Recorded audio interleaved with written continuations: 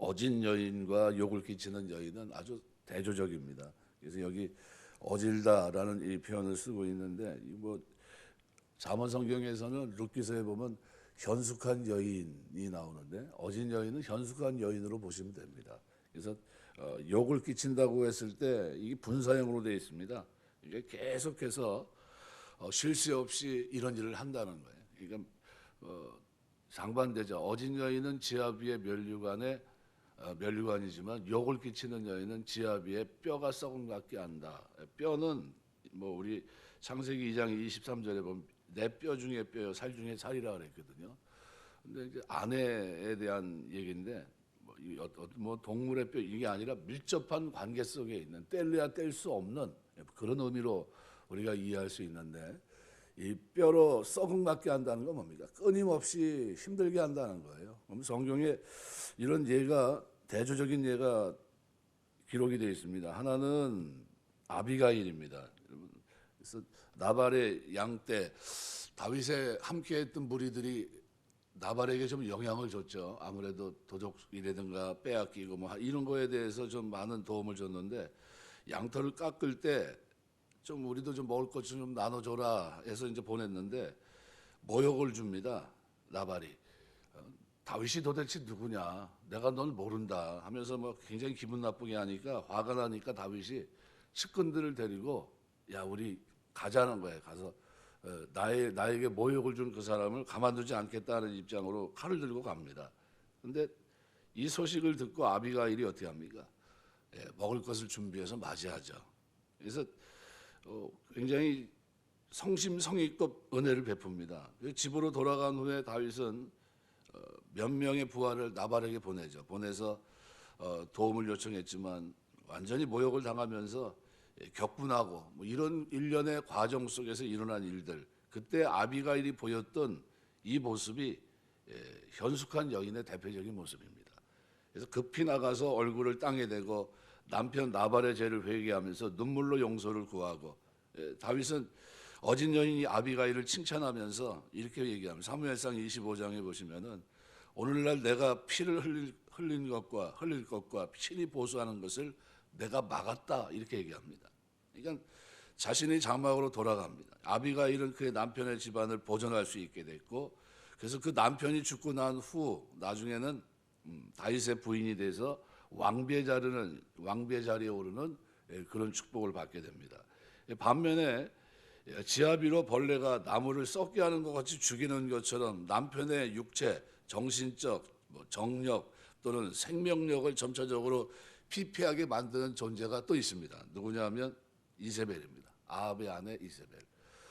완전히 죄를 짓고 있는 사람에게 아주 더 큰 죄를 질 수 있도록 우상을 몰고 들어가죠. 이스라엘로 하여금 큰 죄를 짓게 합니다. 그래서 아주 힘듭니다. 아합이 이게 죄를 이루고 남의 걸 뺏어도 될까 하는데 어떻게 뺏게 하고, 그러니까 악한 심성의 소유자인 아합을 부추겨서 더 사악한 죄를 범하게 만듭니다. 하나님의 선지자 엘리야를 두려워하고 그의 말을 두렵게 생각하는 마지막 남은 일말의 양심, 신앙마저도 모두 사라지게 만들고 결국 그 자신뿐만 아니라 남편까지도 파멸로 이끌고 맙니다. 열왕기상 19장, 21장, 열왕기하 9장에 기록되어 있습니다.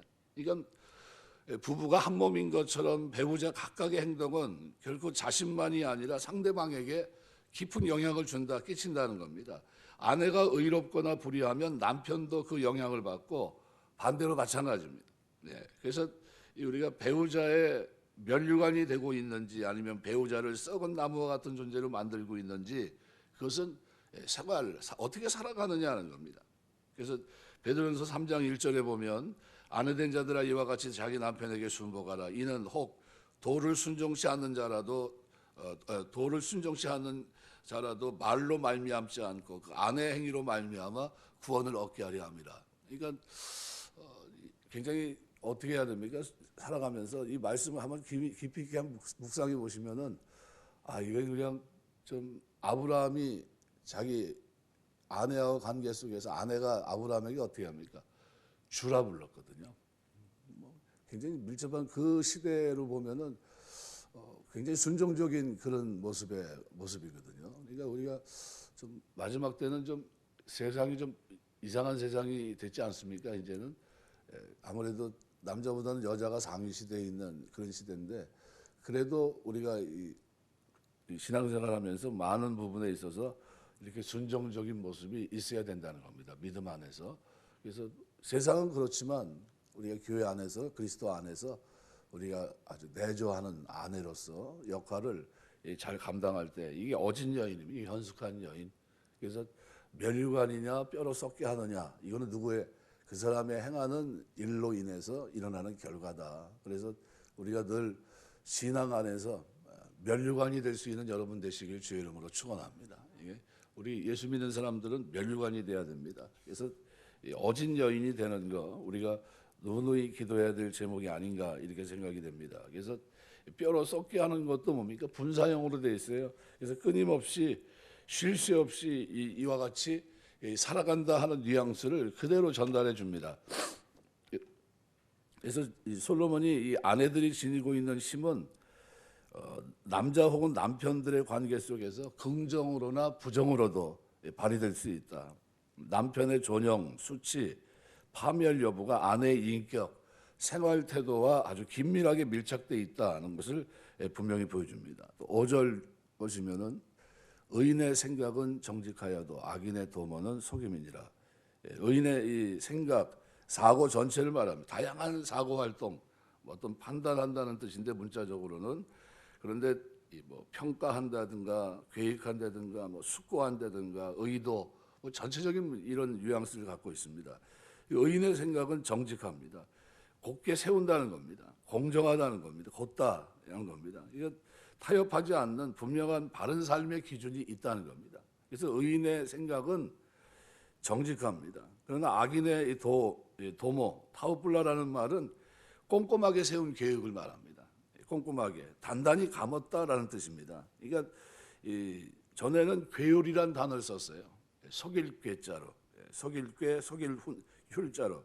그래서 아주 교묘하고 간사한 속임, 미르마라고 하는 말인데 교활하다는 거죠. 교활하다. 그러니까 의인의 생각은 정직해도 악인의 도모는 속임이라는 겁니다. 이 속임이라고는 그만큼 상대방에게 하고자 하는 것들이 뭡니까? 간사한 계획이라는 겁니다.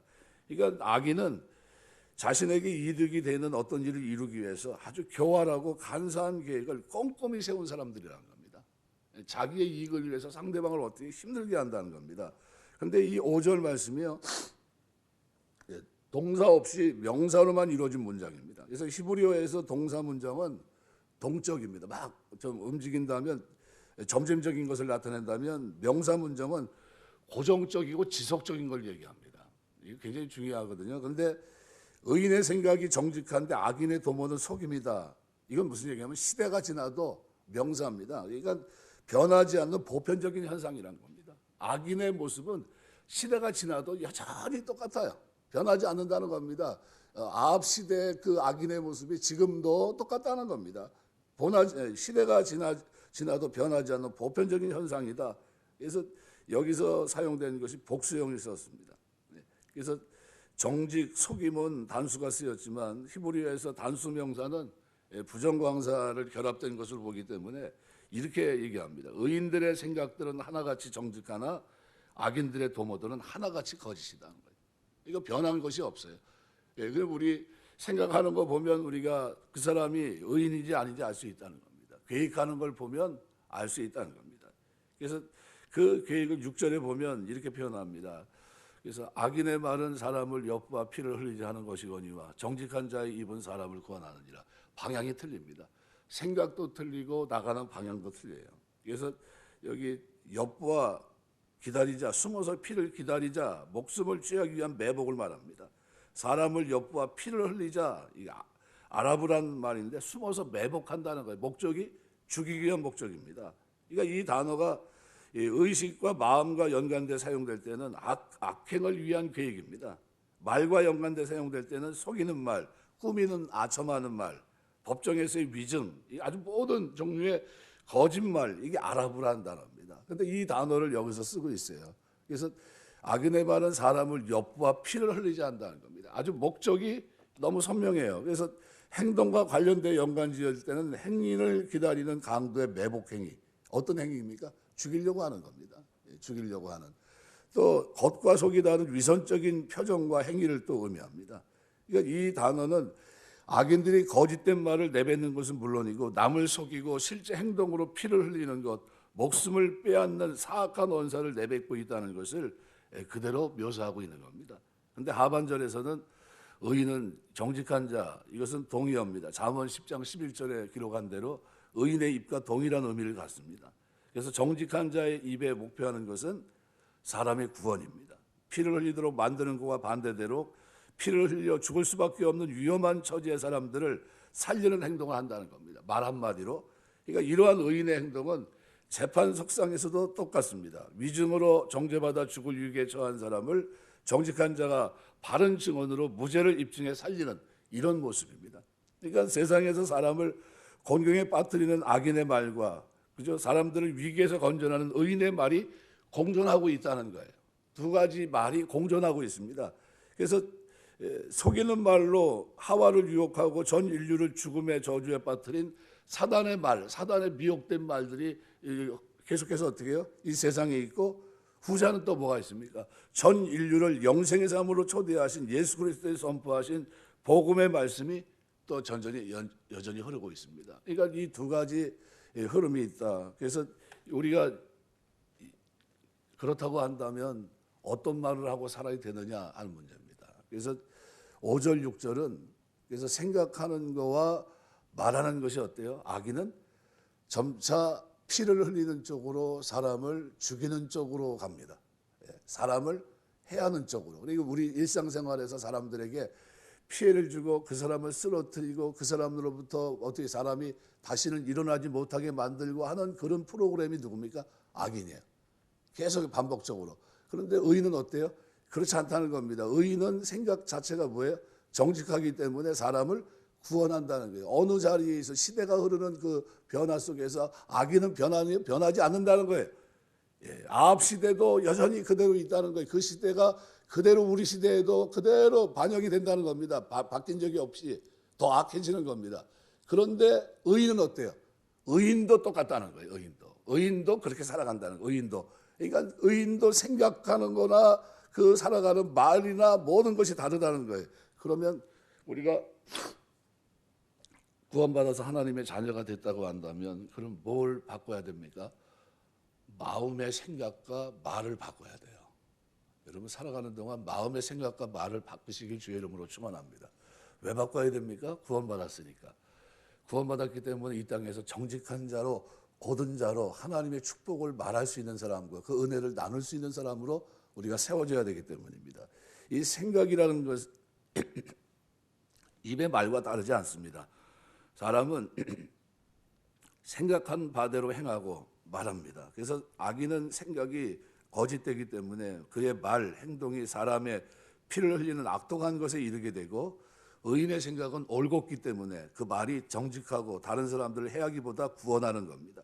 이 상반된 삶의 자세와 인생의 결과를 오늘 솔로몬이 대조하고 있는 겁니다.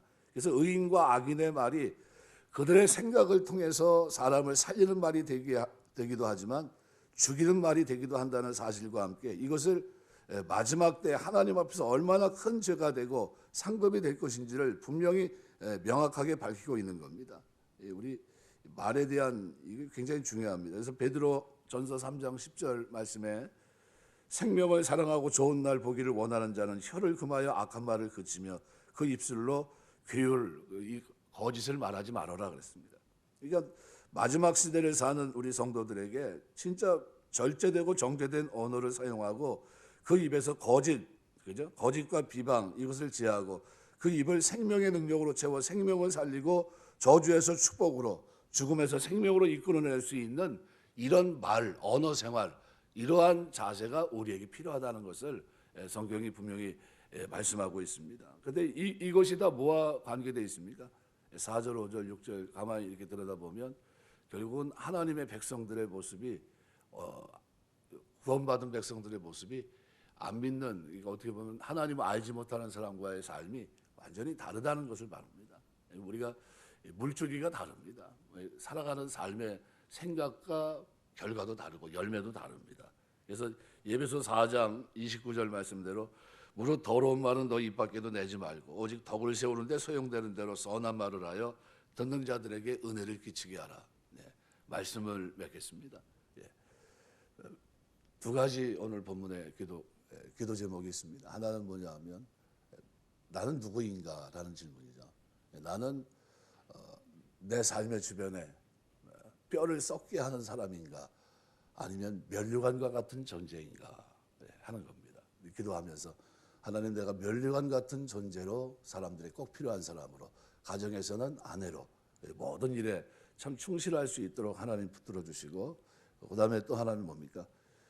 우리가 살아가는 동안 선인과 악인의 삶이 분명히 구분된다는 겁니다.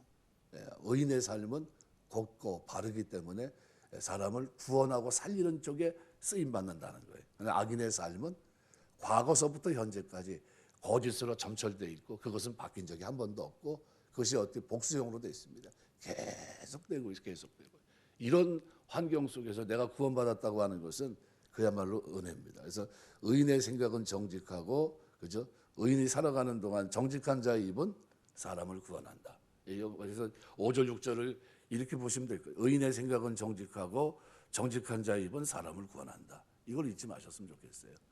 의인의 생각은 정직하고 정직한 자의 입은 사람을 구원한다. 그럼 나는 누굽니까? 의인입니다. 그리스도의 피로 값주고 사신 그 은혜 가운데 우리가 살아가고 있습니다. 그럼 이 공로로 의인이 됐다고 한다면 뭘 바꿔야 됩니까? 생각과 마음의 생각과 말을 바꿔야 돼요. 끊임없이 말을 바꿔서 사람을 살리는 말이, 그죠? 사람을 일으키는 그 말들이 여러분의 언어 생활이 되고, 그래서 하나님 앞에 영광이 되고 살아가는 내내 주 앞에 쓰임받는 삶이 될 수 있도록 주님께서 축복하시는 은혜가 있게 되시길 주의 이름으로 축원합니다. 기도하겠습니다.